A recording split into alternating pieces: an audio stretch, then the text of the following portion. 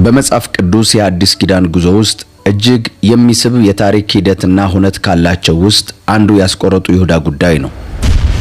ይህ ብዙ ጊዜ ባለንበት ዓለም ለካህዲዎች ሁሉ ተምሳሌት አድርገን የምንጠቀመው ሰው በእርግጥ በእግዚአብሔር የመዳን ዕቅድ ውስጥ ተልኮው የተወሰነበት ሰው ነበር?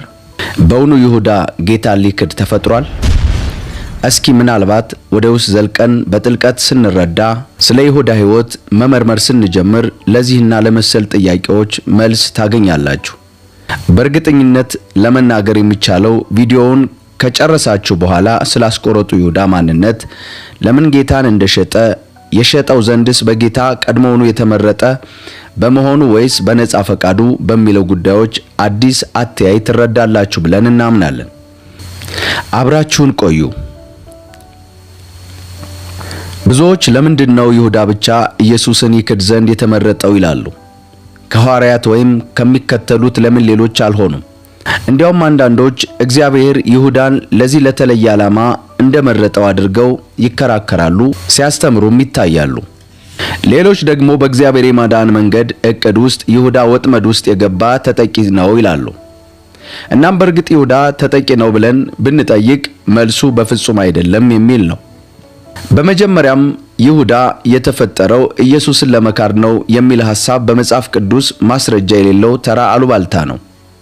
በተጨማሪም ይህ ሐሳብ ከእግዚአብሔር ባህሪ ጋር የማይሄድ የተሳሳተ ትርጉም አሰጣጥ ነው። እንደሚታወቀው የአስቆሮቱ ይሁዳ ከ12ቱ የኢየሱስ ክርስቶስ ሐዋርያቶች መካከል ነው። እናም እርሱ ብቻውን ሐዋርያ ባለመሆኑ ክህደቱ ከ12ቱ ውስጥ በአንዱ ሊገባ ይችል ነበር። ይህንንም በመጽሐፍ ቅዱስ ውስጥ በምሳሌ ብንመለከት የአስቆሮቱ ይሁዳ ክህደት የተለየ አጋጣሚ አልነበረውም።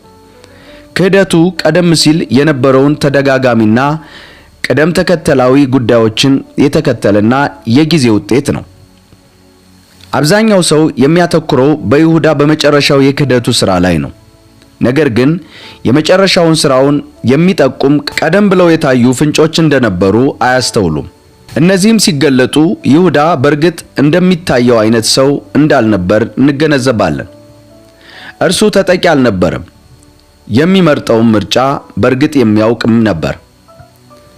ያደረገውም ነገር ቀደም ብሎ የተደረገውን ትንቢት የሚያሟላ ነበር።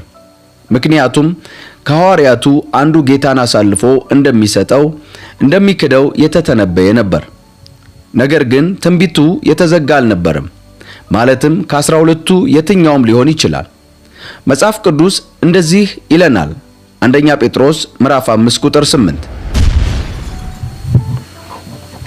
በመጠን ኑሩ ንቁም፣ ባላጋራችሁ ዲያብሎስ የሚውጠውን ፈልጎ እንደሚያገሳ አንበሳ ይዞራልና።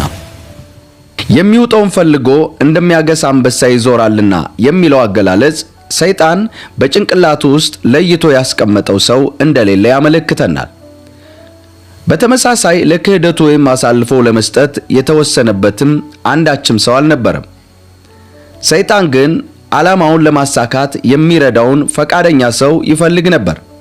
ያስቆሮቱ ይሁዳም ራሱን ለዛ ዓላማ ዝግጁ አድርጎ አቀረበ። እስኪ በጥልቀት እንመልከት። ሰይጣን ለምንድነው ያስቆሮቱ ይሁዳን ለዚህ ዓላማ የመረጠ? 3 ዋና ዋና ምክንያቶች ለዚህ መነሻ ሆነው ይቀርባሉ። የመጀመሪያው ይሁዳ ኢየሱስን ጌታ ወይም አዳኝ አድርጎ ከመቀበል ይልቅ እርሱ ያሰበው ተራ መምህር ነው ብሎ ነበር። ለዚህም በጌታ የምድር ቆይታ አገልግሎት ውስጥ የትምህርት ቦታ ላይ ይሁዳ ኢየሱስን ጌታ ብሎ የጠራበት የመጽሐፍ ቅዱስ ጥቅስ የለም። ይሁዳ ኢየሱስን በሚጠራበት ጊዜ መምህር ወይም ረቡኒ ይለው ነበር። ይህም ይሁዳ ኢየሱስን መምህር ብቻ አድርጎ መመልከቱን የሚያሳይ ነው። ለምሳሌ በማቴዎስ ምዕራፍ 26 ቁጥር 25 ላይ አሳልፎ የሚሰጠው ይሁዳ መልሶ መምህር ሆይ እኔ ሆንን አለ። አንተ አልህ አለው። በዚህ ጥቅስ ውስጥ ያለው ሐሳብና የንግግር መለዋወጥ የሚያመለክተን ይሁዳ ኢየሱስን እንደ አንድ የሃይማኖት መሪ ብቻ የተመለከተ መሆኑን ነው። ይኸውም የተመረጠና አዳኝ መሆኑን ያላስተዋለ ነው። በማቴዎስ ምዕራፍ 26 ቁጥር 49 ላይም ወዲያውም ወደ ኢየሱስ ቀረበና መምህር ሆይ ሰላም ላንተ ይሁን ብሎ ሳመው። ያስቆሮጡ ይሁዳ ወደ ክርስቶስ ቀርቦ መምህር ሆይ ብሎ እንደሳመው ያስነብበናል።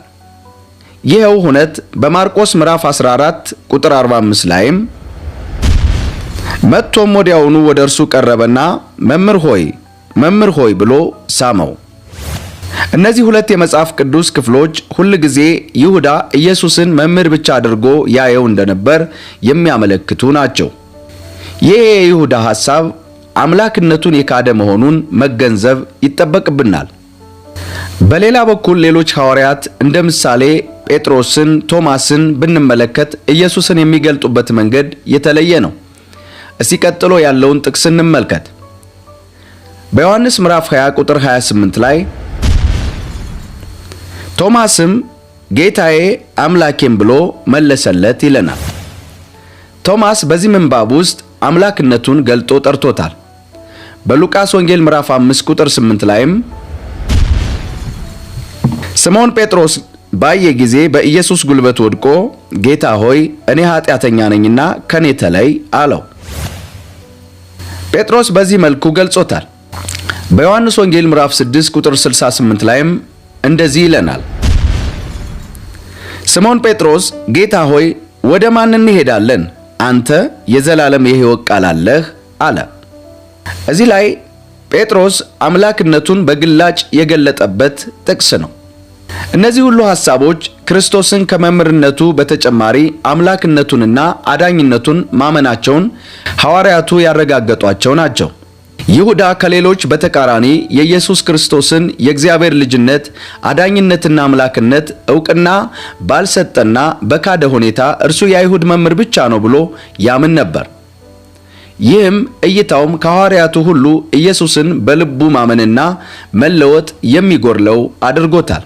ይሄ በይሁዳ በኢየሱስ ላይ ጠንካራ እምነት የጎደለው አካሄድና እርሱን መምህር ብቻ አድርጎ መቁጠሩ ለምን ይሁዳ የክህደትና አሳልፎ የመስጠት መንገድ እንደሆነ የሚጠቁመን ነው። የሚያድነውንም በእርሱ ማመንና ከእርሱ ጋር ኅብረት ያደርግ ዘንድ ባለመቻሉ አሳልፎ መስጠት ወይም መካድ በእርሱ ዘንድ ቀላል ነበር። ሁለተኛው ይሁዳ ኢየሱስን የካደበት ምክንያት ደግሞ በፍጹም ደንዳና ልብ ስለነበረው ነው። ይኸውም ከልቡ ጽናት የተነሳ ኢየሱስ ክርስቶስ ለእርሱ ምሕረትን እንዳደረገ የታየበት ነው። በዚሁም ተመሳሳይ ሰይጣን ጴጥሮስን በፈተና ውስጥ ጥሎት ነበር። የመመለስ ልብ በመያዙ ግን ምሕረትን ከእግዚአብሔር ዘንድ አግኝቷል። ኢየሱስ ክርስቶስ ጴጥሮስን በሉቃስ ወንጌል ምዕራፍ 22 ቁጥር 31 ላይ ጌታም አለ ስምዖን ሆይ እነሆ ሰይጣን እንደ ስንዴ ሊያበጥራችሁ ለመነ። በዚህ ጥቅስ ላይ እንደምንመለከተው ሰይጣን ይሁዳን እንደጣለ ሁሉ ጴጥሮስንም ሊጥል ወዶ ፈትኖ ነበር። ልዩነቱ ጴጥሮስ ለኢየሱስ ክርስቶስ የማይናወጥ ፍቅር የነበረውና ቢወድቅ እንኳን በምህረቱ ይቅር ሊለው የታመነ መሆኑን በልቡ ያመነ ሰው የነበረ መሆኑ ነው። ይኸውም በኋላ ላይ በመመለሱ ተረጋግጧል። የይሁዳ ልብ በተቃራኒው እጅግ በጣም የደነደነ ሲሆን መግደላዊት ማርያም እንኳ ሳይቀር ሽቶ በኢየሱስ ክርስቶስ ላይ ባፈሰሰችበት ጊዜ እንኳን በትዝብት የተመለከተ ሰው ነበር።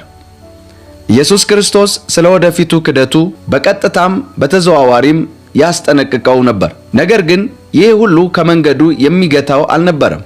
ይሄ ጠንካራ የሆነ ይሁዳ ልብ ከጴጥሮስ የማይናወጥ እምነት ጋር ሲነጻጸር ኢየሱስ ለእያንዳንዱ ሐዋርያት ብቻ ሳይሆን ልባቸውን ከፍተውና በእምነት ሆነው ለተቀበሉት ሁሉ መዳንን የሚሰጥ መሆኑን የሚያመለክት ነው።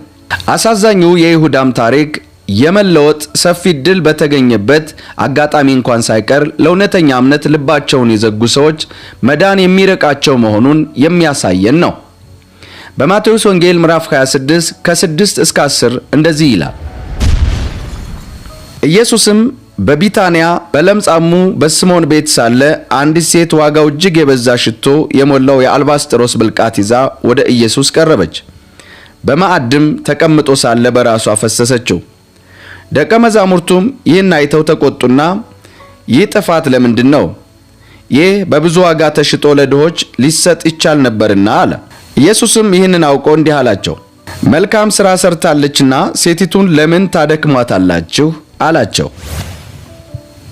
ኢየሱስ በማርያም መግደላዊት እግሮቹን በሽቶ በታጠበ ጊዜ ይሁዳ ያ ድርጊት ገንዘብ መባከን ነው ብሎ በማሰብና ማርያምን በመሳደቡ ኢየሱስ ክርስቶስ ገስጾታል። የመጽሐፍ ቅዱስ ታሪክ እንደሚተርክልን ከዚያ ተግሳጽ በኋላ ይሁዳ ወደ ሊቀ ካህናቱ ሄዶ አሳልፎ መስጠት በሚችልበት ሁኔታ ይወያይም ይመካከርም ጀመር። ምን ያህል እንደሚከፍሉትም ጠየቀ። ያ ጊዜ ለይሁዳ ከእግዚአብሔር ምሕረትና ይቅርታ ለማግኘት ታላቅ ዕድል ነበር። እርሱ ግን የክህደቱን መንገድ መረጠ። ይኸውም ባህሪ የልቦናውን ደንዳናነት የሚገልጥ ነው። ክህደቱ ተፈጽሞ አሳልፎ ከሰጠው በኋላ እንኳ ይሁዳ ከኢየሱስ ክርስቶስ የምህረት ይቅርታን አልጠየቀም። በተቃራኒው ወደ ሊቀ ካህናቱ ሄዶ 30 ብሩን ፊታቸው ላይ ወረወረው። ይህ ድርጊቱ ይሁዳ ከትክክለኛው ምንጭ ይቅርታን አለመሻቱን ያመለክተናል። ምክንያቱም ከጥፋቱ መንጻትን የሻው ከሊቀ ካህናቱና ከሽማግሌዎቹ በመሆኑ እነርሱ ይቅርታ ለማድረግ አቅሙም ፍላጎታቸውም አልነበራቸውም። በማቴዎስ ወንጌል ምዕራፍ 27 ከ3 እስከ 5 ላይ በዛም ጊዜ አሳልፎ የሚሰጠው ይሁዳ እንደተፈረደበት አይቶ ተጸጸተ። 30ውን ብር ለሊቀ ካህናት አለቆች ለሽማግሌዎች መልሶ ንጹሕ ደም አሳልፌ በመስጠቴ በድያለሁ አለ። እነርሱ ግን እኛስ ምን ገዶን? አንተው ተጠንቀቅ አሉት። ብሩንም በቤተ መቅደስ ጥሎ ሄደና ታንቆ ሞተ። በዚህ የመጽሐፍ ቅዱስ መንባብ ውስጥ የካህናት አለቆች ስለ ይሁዳ ስሜት ግድ የማይሰጣቸው መሆኑን አንብበናል። በተጨማሪም የሚፈልገው ይቅርታ ከእርሱ ከራሱ ከኢየሱስ ክርስቶስ የሚገኝ መሆኑን ነግረውታል። ይሁን እንጂ እርሱ ግን ያንን በቀጥታ ከኢየሱስ ክርስቶስ አልጠየቀም። ይሄ ትረካ አሳዛኙ የይሁዳን ፍጻሜ የሚያስረዳን ነው። የክህደትን መንገድ የመረጠ ይሁዳ ኃጢአትን ይቅር ከሚለው ከኢየሱስ ክርስቶስ በቀጥታ መዳንን፣ ምሕረትንና ንስሐን ከእርሱ ባለመፈለጉ የሥራውን በደል መዝኖ ከባድ በመሆኑ ውሳኔ ወሰነ። የወሰነውም 30 ብር በቤተ መቅደስ ላይ ወርውሮ የገዛ ሕይወቱን በራሱ እጅ ነጠቀ። ይሁዳ በድርጊቱ ውጤት እጅግ በፈጸመው በደል አልነበረም የተጸጸተው። ምንም እንኳን ይሁዳ ለራሱ ቢያዝንም ስለፈጸመው ኃጢአት ግን ከራሱ ከኢየሱስ ክርስቶስ ምሕረትን አልፈለገም። ሦስተኛውና የመጨረሻው ይሁዳ ለመካዱ ምክንያት ደግሞ ቀደም ሲል የነበረው ስግብግብነቱ ነው። ቀደም ብለን እንደጠቀስነው ይሁዳ ክርስቶስን ለመካድ አልፈለገም ነበር። በውስጡ የነበረው የገንዘብ ፍቅርና ስግብግብነት በእርሱ ሐሳብ ውስጥ ሰይጣን ተጽዕኖ ያደርግ ዘንድ ዕድል ፈጥሮለታል። መጽሐፍ ቅዱስ ይሁዳ ሌባ እንደነበርና በጠቅላላ ለሐዋርያቱ ተብሎ የሚሰጠውን ሁሉ ለራሱ ያደርግ እንደነበር ይገልጽልናል። ይህ ባህሪውም በውስጡ ያለውን ክፉ ምኞት በተለይም ስግብግብነቱንና ገንዘብ ወዳድ መሆኑን፣ በተጨማሪ እምነት የጎደለው ሰው መሆኑን፣ በቀላሉ በሰይጣን ወጥመድ ውስጥ የሚወድቅ ሰው እንዲሆን አድርጎታል። በዮሐንስ ወንጌል ምዕራፍ 12 ከ3 እስከ 6 ላይ ማርያምም ዋጋው እጅግ የከበረ የጥሩ ናርዶስ ሽቶ ንጥር ወስዳ የኢየሱስን እግር ቀባቸው፣ በጠጉሯም እግሩን አበሰች። ቤቱም ከናርዶስ ሽቶ ሞላ። ነገር ግን ከደቀ መዛሙርቱ አንዱ አሳልፎ ሊሰጠው ያለው የስምዖን ልጅ ያስቆሮጡ ይሁዳ ይህ ሽቶ ለ300 ዲናር ተሽጦ ለድሆች ያልተሰጠ ስለምንድን ነው አለ። ይህንንም የተናገረ ሌባ ስለነበረ እንጂ ለድሆች ተገዶላቸው አይደለም፣ ከከረጢትም ይዞ በውስጡ ከሚገባው ይወስድ ስለነበር ነው ይለናል። የይሁዳን ወሳኝ የሆነውን ስብዕናውንና አሳልፎ የመስጠቱን ፍላጎት የሚያሳየ ነው። ከሁሉም ነገር ጥቂት ቀናት ቀደም ብሎ ኢየሱስ በቢታንያ በነበረው ቆይታ ከሞት ባስነሳው አልዓዛር በሚኖርበት ቦታ ውስጥ መግደላዊት ማርያም የጌታን እግሮች ውድ ሽቶ እየቀባች በሚያምረውም ጸጉሯ እግሩን ታጥብ ነበር። አክብሮቷንና ለጌታ ያላትን ፍቅር በምትገልጥበትም ጊዜ በዛ ሰዓት አሳልፎ የሰጠው ያስቆሮጡ ይሁዳ ግን በዚያ ስለተደረገው ነገር ተቃውሞውን አነሳ። ለምን ሽቶው ተሽጦ ገንዘቡ ለድሆች አይሰጥም የሚል ነበር። ይህ ጥያቄው በጎ የሚመስል ነው። ነገር ግን ዮሐንስ ወንጌል በግልጽ እንደሚያስቀምጠው ያሳሰበው የድሆች ጉዳይ አልነበረም። ጥያቄው የመነጨው ከስግብግብነቱ ሲሆን የሐዋርያቱን ጠቅላላ ገንዘብ ያዥ በመሆኑ ከዛም ላይ በተደጋጋሚ ለራሱ ጥቅም ይወስድ እንደነበር ገልጾልናል። በጠቅላላው ከነዚህ ሁሉ ነገሮች የምንረዳው ምንም እንኳን ይሁዳ በእግዚአብሔር በረት ውስጥ የነበረና ስለ ኢየሱስ ታላላቅ ተአምራት ምስክር ቢሆንም ከስግብግብነቱና እምነት የጎደለው ልቡ ለሰይጣን የክፍት መንገድ መሳሪያ መሆኑን የሚያስገነዝበን ነው። ኢየሱስ የይሁዳን የሌብነት ባህሪውን የሚያውቅ ቢሆንም ነገር ግን እስከ መጨረሻው ጊዜ ድረስ በእርሱ እቅፍ ውስጥ መኖር ይችል ዘንድ እድሉን አልነፈገውም። እግዚአብሔርን በብዙ የበደሉ ሰዎች ወደ እርሱ ቀርበው ይቅርታን በለመኑት ጊዜ ኢየሱስ ያሳያቸውን ምሕረትና ፍቅር ደጋግመን የተመለከትን ቢሆንም እምቢባይነቱ የኢየሱስን ማንነትና የመጣበትንም ዓላማ መረዳት ያለመፈለጉንና የልቡን ጥልቅና ጠጣር የሆነ ደንዳናነት የሚያሳየን ነው። በመግደላዊት ማርያም ሥራ ያሳየው ባህሪ የመንፈሳዊነትን ትልቅ ዋጋና ለምህረት የሚያስከፍለውን ዋጋ አለመረዳቱን ያመለክታል። ይሄ ቁሳዊነትንና ራስ ወዳድነት ባህሪውን አሳይቶበታል። በዚህ የመጨረሻው ዕጣ ፈንታው አምላኩን አሳልፎ መስጠት ሊሆን ችሏል። በማቴዎስ ወንጌል ምዕራፍ 26 ከ14 እስከ 16 እንደዚህ ይለናል። በዚያም ጊዜ ያስቆሮጡ ይሁዳ የሚባለው ከ12ቱ አንዱ ወደ ካህናቱ አለቆች ሄዶ ምን ልትሰጡኝ ትወዳላችሁ? እኔም አሳልፌ እሰጣችኋለሁ። እነርሱም 30 ብር መዘኑለት። ከዚያም ሰዓት ጀምሮ አሳልፎ ሊሰጠው ምቹ ጊዜ ይሻ ነበር። የአስቆሮጡ ይሁዳም ስለ ጌታችን ኢየሱስ ክርስቶስ የነበረው መረዳት እና እምነት የተዛባ ስለነበር እንዲሁም በገንዘብ ፍቅርና በስግብግብነት መንፈስ የተጠመደ ስለነበር በመጨረሻም ጌታ ኢየሱስ ክርስቶስን አሳልፎ ለመስጠት ወሰነ። የይሁዳ ጉዞ አንድ ነገር ያመለክተናል፤ የስግብግብነትንና የሞራል ልዕልና ማጣትን ውጤት። ይሄ የይሁዳ ባህሪ ዛሬ ድረስ ክርስቲያንን በምንል ሰዎች ጭምር ይታያል። የሚዳሰስ ትልቅ እውነትም ነው። ብዙዎቻችን ስለ ቁራሽ እንጀራ ሃይማኖታችንን ክደናል። ስለ ደቃቂት ሳንቲምና ስለ ብናኝ ዱቄት የህሊናችንን ድምፅ አጥፍተን እግዚአብሔርን ረስተናል።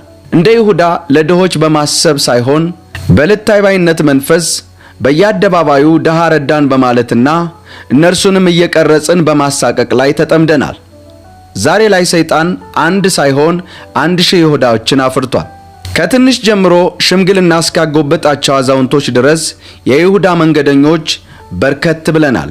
እናም የምህረት ዕድል ሳይዘጋብንና ሳይመሽብን መንገዳችንን ለማስተካከል ጊዜው አሁን እንደሆነ ተገንዝበን የእግዚአብሔርን የማያልቅ ምህረቱንና ትዕግስቱን እያሰብን በእምነት ሆነን ስላጠፋነው ይቅርታ እንጠይቅ። ወደፊትም መንገዱን ለመጓዝ እንዲያስችለን ለሰይጣን በር አንክፈት እንላለን። ጸጋ ይብዛላችሁ።